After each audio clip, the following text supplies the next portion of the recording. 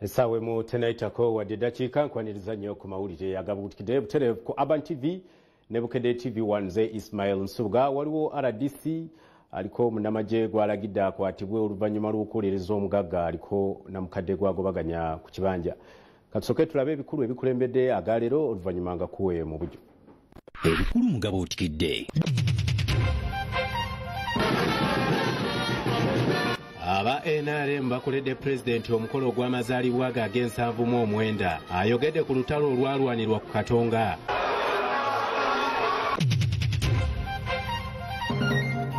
Rdc Alagidde Okukwatibwa Kw'Omujaasi azze okuwolereza omugagga agoba omukadde ku kibanja.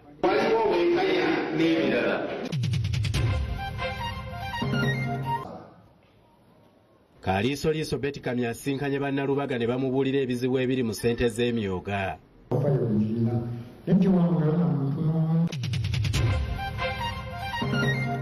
Ensiitaano y'abakirimaanyi, Amerika ewadde Ukraine obukadde bwa $600 okulwanyisa Russia.